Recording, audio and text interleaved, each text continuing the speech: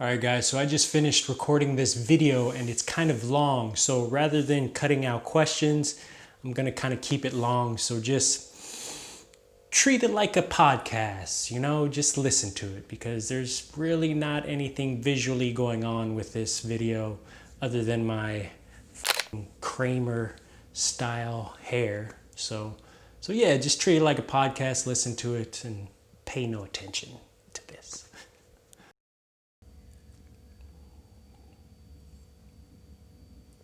All right, let's Jay-Z one take this bitch.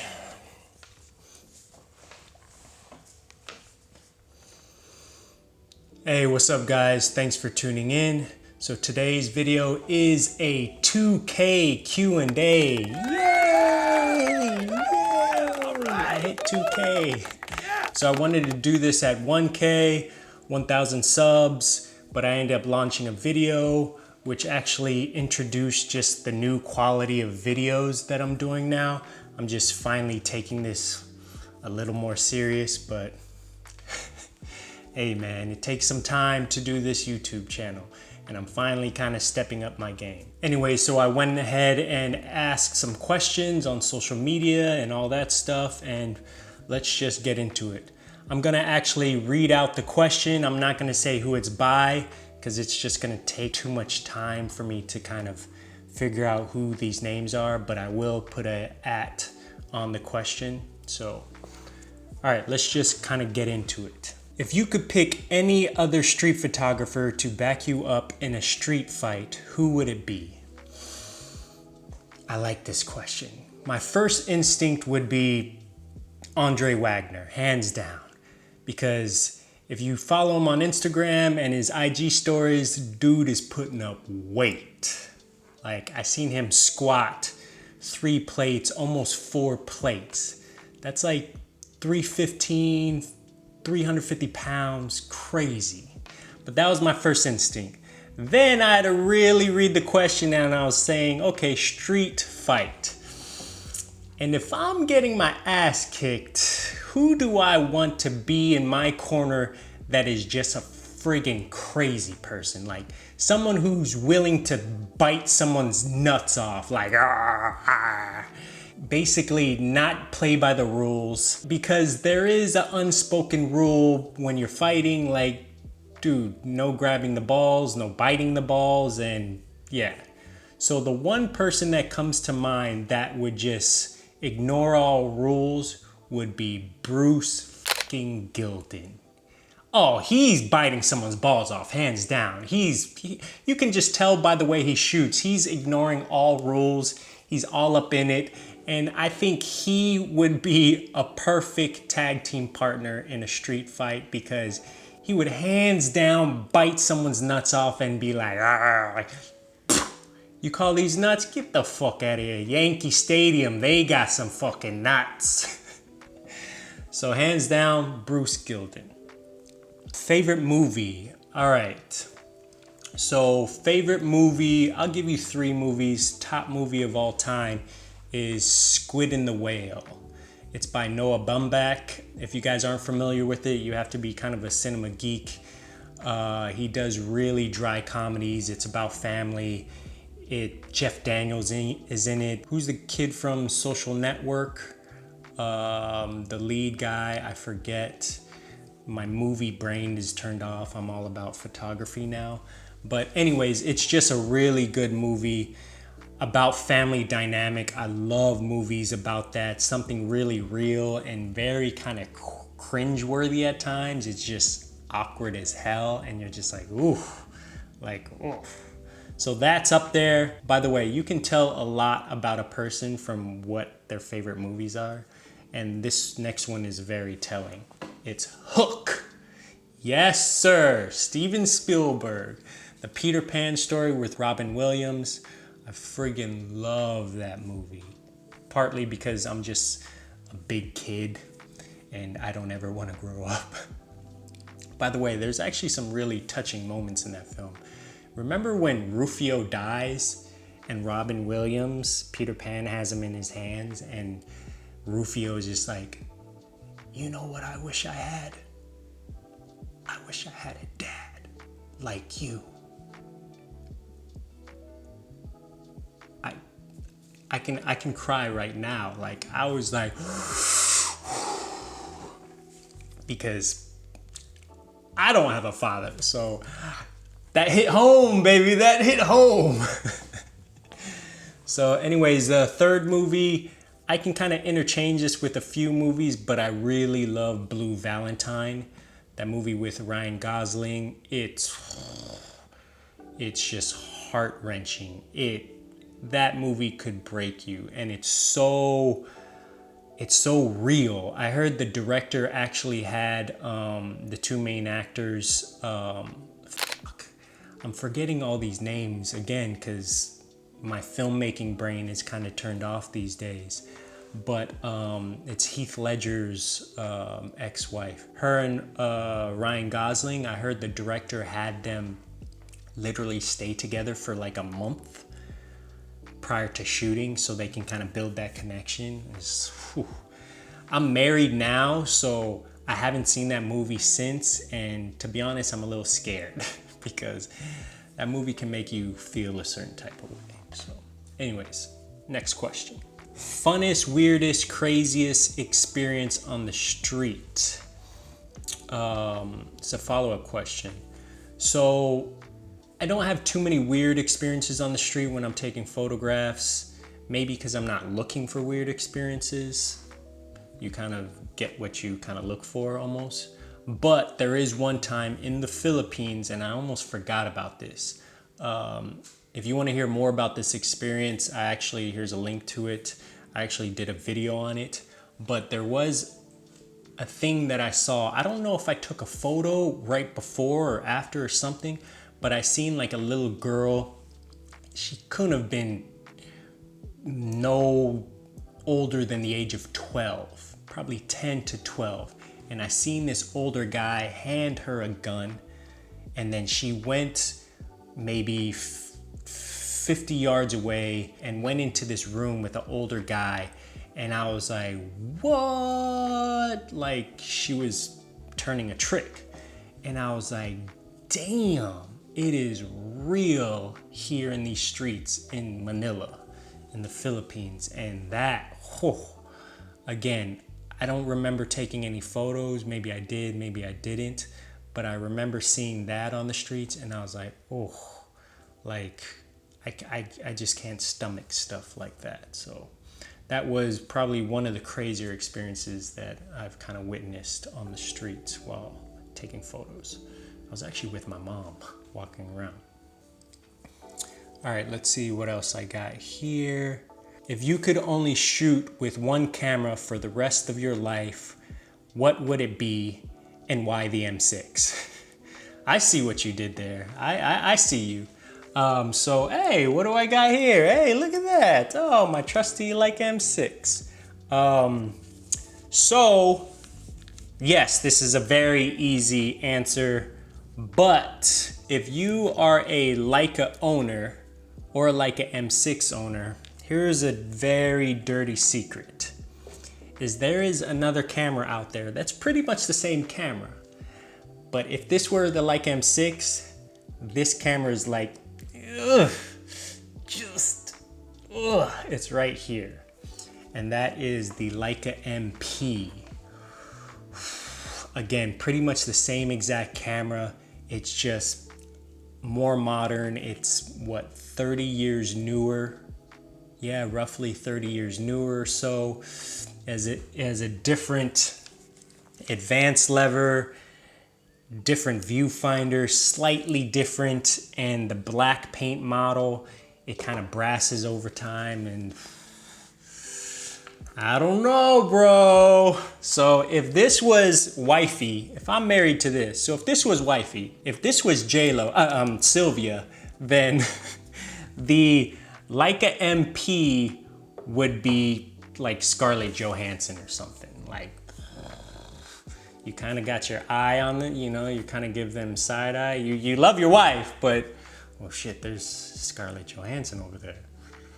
But I'm very happy with what I'm married to. these two questions, I'll pretty much lump them in together because they're more or less kind of the same thing. What other country could you see yourself living in? And what's the future for staying in London and planning moving back to the States? So I've said this before on my Instagram and to a couple friends. The likelihood of me moving back or visiting the States isn't anytime soon, because I would move back to the States before I visit. No offense to my American brethrens, but I think because people don't realize everything in Europe is so close to each other. It's ridiculous. Everything is like 2 hours away from London, less than 200 pounds, $200, whatever.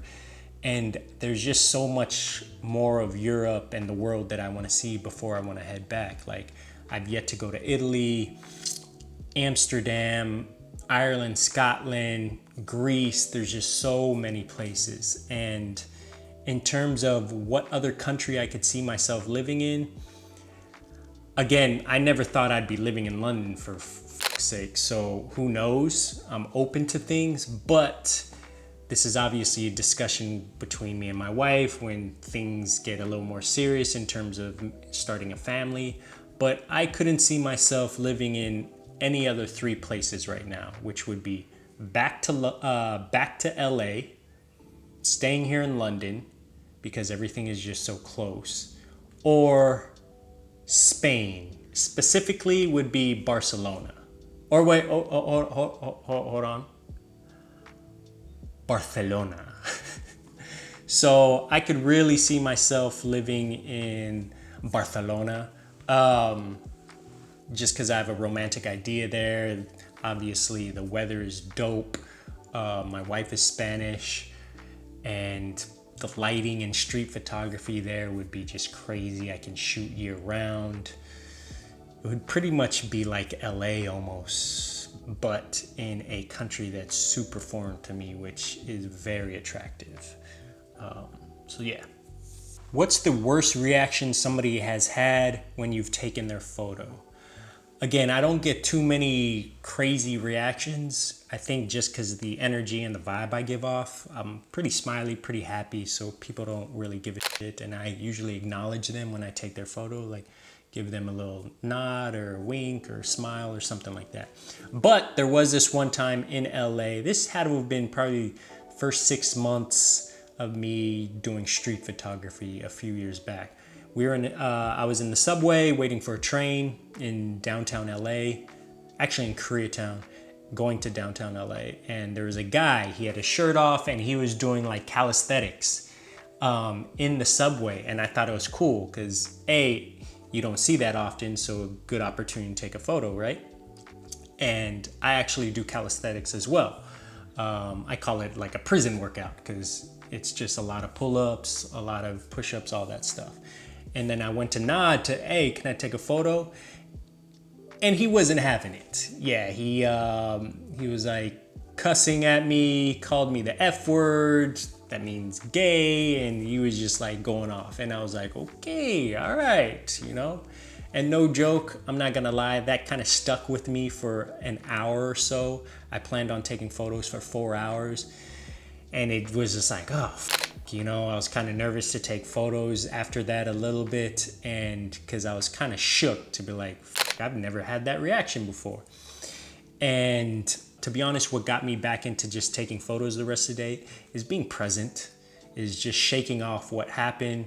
Hey, that stuff happens sometimes. And it's just kind of part of the job, part of the line of work that, you know, we're trying to create. And you just kind of shake it off and keep it moving. And to be honest, as soon as I just focused on being present and taking the next photo, I was cool.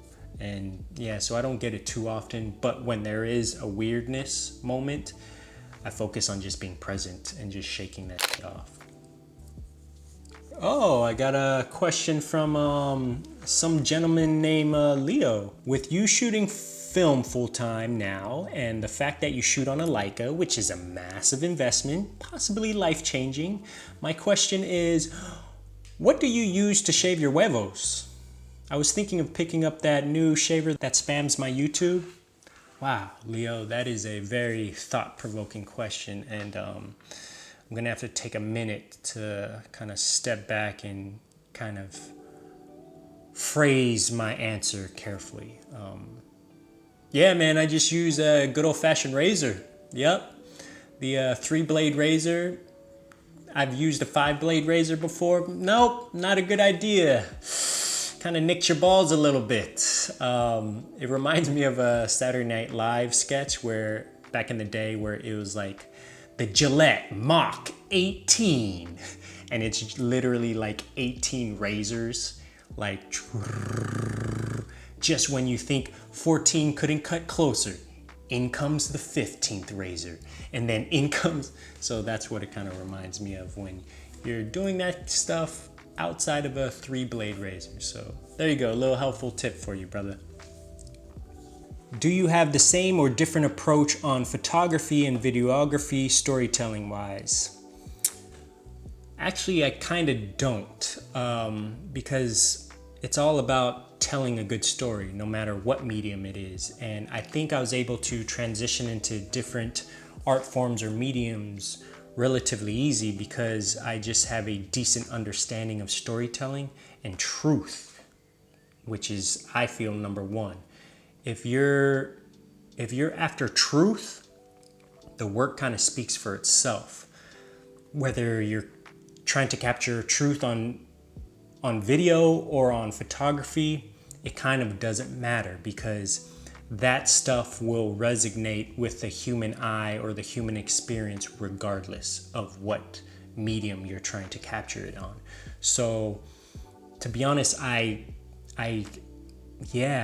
is no difference between my approach because I don't like complicated shots. I don't like complicated setups because, again, at the end of the day, how can you tell this moment as truthful as possible? Is it from up here? Is it from down here? Or all the way over here? Is it under the table? Is that too convoluted and just stupid when all you really need to do is just point your camera at it, and capture? Am I trying to be too extra? Am I trying to do too much with it? Like, no, just capture what you need to capture. And so yeah, my approach is relatively the same throughout the mediums, which I'm very fortunate to kind of have developed that palette, so to speak. So yeah. All right, this is a interesting question. I can be positive, nice, cool, but how can I be sexy? All right, I know this is kind of a joke, but I'm gonna kind of answer it seriously because you know how all jokes have about a 10% truth in it? So yeah. So what I think being sexy is just being yourself, being comfortable with yourself, because you're not trying to be anybody who you're not. You've accepted who you are and flaws or other idiosyncrasies about you. Yeah, you're just super comfortable with yourself. And I think people can feel that. People can feel that you're not bullshitting or you're not trying to be someone who you're not. And when people can feel that, they're like, oh, that's kind of attractive. That's kind of sexy, So yeah, just being comfortable with who you are.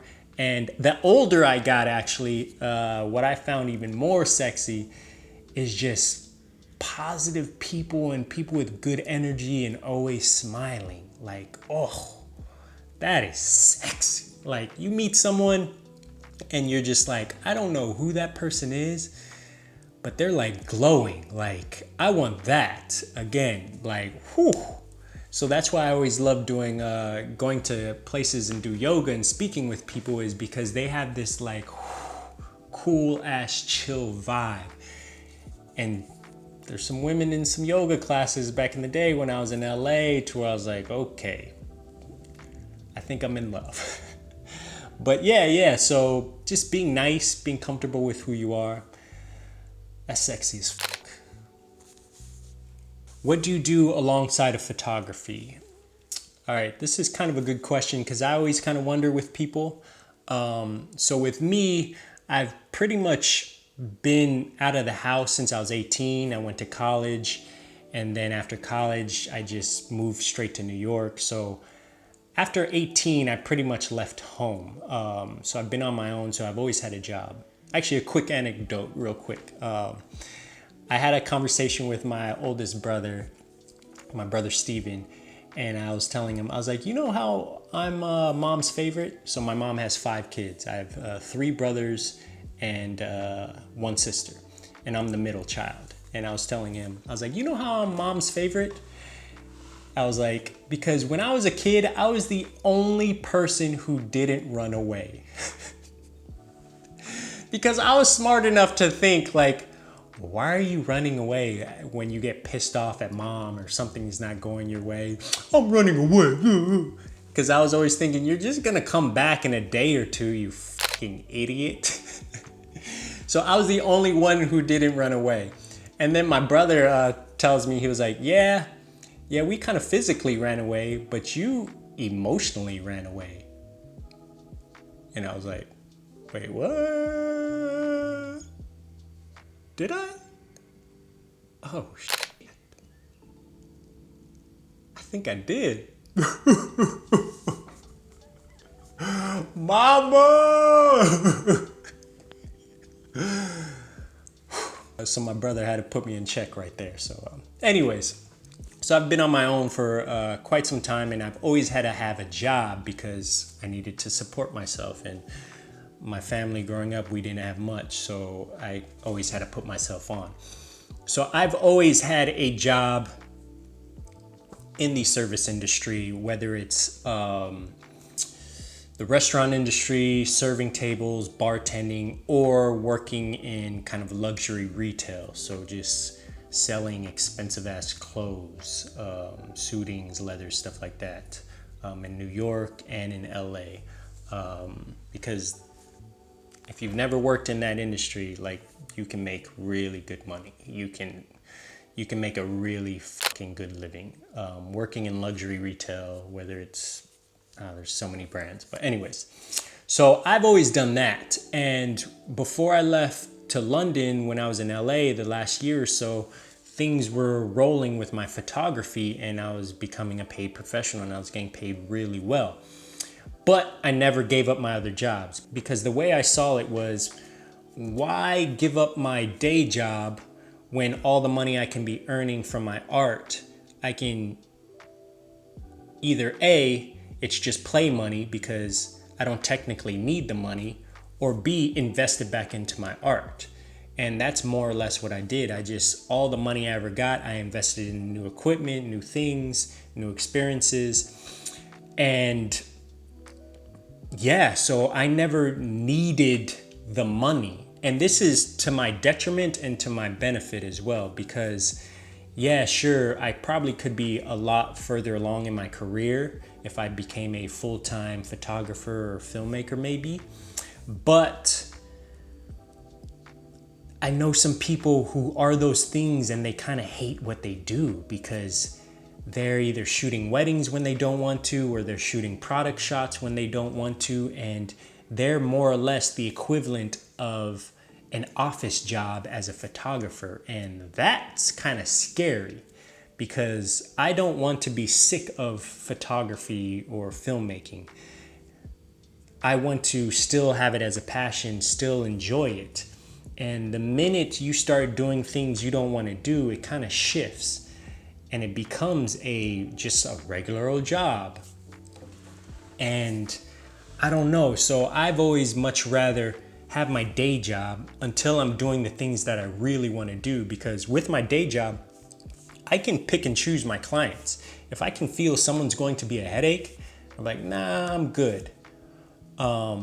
Because I don't technically need the money. I'm straight. I'm good. I'm living life. But if you're cool as hell and I constantly want to work with you, yeah, let's go.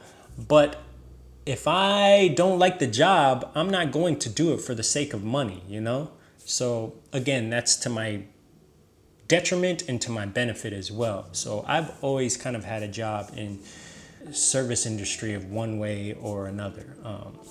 So yeah, I think I have one more question here, which is, I'm not going to put the name of whoever this is because it sounds a little personal, but how do you get over being cheated on by your loved one? Yeah, I like talking about life. I like talking about serious issues, stuff like this. This is the Blue Valentine side of me. Something like this. How do you get over being cheated on by your loved one? So this is kind of getting into semantics, but it says cheated on by your loved one. How do you get over it? So I'm assuming this person is still in the relationship because it doesn't sound past tense. It's not ex-wife, ex-boyfriend, ex-girlfriend, whatever. So I'm assuming this person is still in this relationship, and things are tricky, man. Human beings are very interesting. Human beings are just very interesting altogether, because what I would say would be good for me would not necessarily be good for you, you know? So I can have a lot of sympathy for this scenario, but I can't have a lot of empathy because I've never been in that situation. Or little do I know, you know, you never know. But I think everybody's situation is different, and I think I would accredit a lot of this stuff to is like, how much does this other person mean to you? Are you willing to get over infidelities or not? Or are you so bruised, or are you so hurt by the betrayal that you could never let this go? And that's something you would have to kind of have to say to yourself, because if not, then hey, maybe this person did you a favor and you can be with someone who won't betray you in that sense. Or you cannot live like, man, there is so much gray area. Nothing is ever white or black. And so in some situations, kids are involved. Like, you've been with this person forever, or the person you are with may be bipolar, or there's some kind of, illness involved, or they're an alcoholic. There's so many different variables for this to be extremely hard to tackle. But the one thing that I will bring to light that could possibly help, because again, this isn't a yes or no, or stay with, go with, whatever, is, again, I've mentioned this before, is the power of being present. And I read the book, The Power of Now, and that just kind of turned my head and my whole mind frame into a whole bunch of stuff. Because let's say you are still in the relationship and you love this person and you can't see yourself being without them, but you have this like empty feeling in your stomach or in the back of your mind that, they've cheated on you and just, you can't let it go. But when you're with that person, they're your world. So what my challenge would be is A, read that book, and B is try to just be present as much as possible, because when you're so present, you forget about the past. And maybe this person has done as much as they can to kind of rekindle that relationship, and everything is fine. And the more you are present, the better that relationship can kind of flourish on a new level. And yeah, man, it's very tricky, and it's hard to kind of pull from experiences, or you hear from people like the whole Will Smith and Jada Pinkett Smith. I don't want to get into some TMZ stuff, and it's just like, wow, you thought they were the perfect couple, and they're having issues like a motherfucker, infidelities like a motherfucker, and you're just like, wow. So no relationship is perfect. My relationship with my wife isn't perfect. We really work on things. We try to communicate as much as we can, and I believe that's our biggest strength, is we both equally try to communicate if something is going wrong or if something is going right. Talk about the good stuff, you know?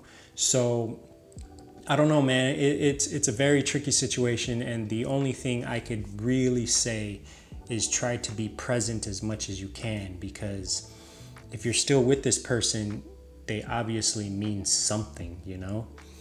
And you just have something in the back of your mind that you'll never ever let go. But again, it's hard for me to empathize with that, so I have no real answer for it. But to just strengthen your presence of mind and being present, and read The Power of Now, because that's a very powerful book that just changed my whole landscape of how I think and how I use being present. But anyways, so I think that's it. Ended on a very serious note, which again, I'm not mad at. I'm gonna see if there's any other questions, really. Yeah, but thank you guys for this. Those of you who have stuck around for all my silly, dumb little rants. Yeah, that's it. And hopefully I'm going to continue from 2K, keep going with my storytelling, trying to up my game a little bit by little bit by little bit, because personally I feel I haven't even scratched the surface of where I want this channel to go. I'm still perfecting things. I'm still playing with things. I just did my first vlog, and I'm playing with an idea of stream of consciousness that kind of inspires me through reading books. So I'm playing with that idea. So there's a lot of ideas that I'm still kind of playing with. So hopefully this channel will grow, and thank you guys so much for helping it grow, and hopefully it'll continue. So thank you guys so much. As always, just be cool, be nice, be sexy, be comfortable with yourself, be positive.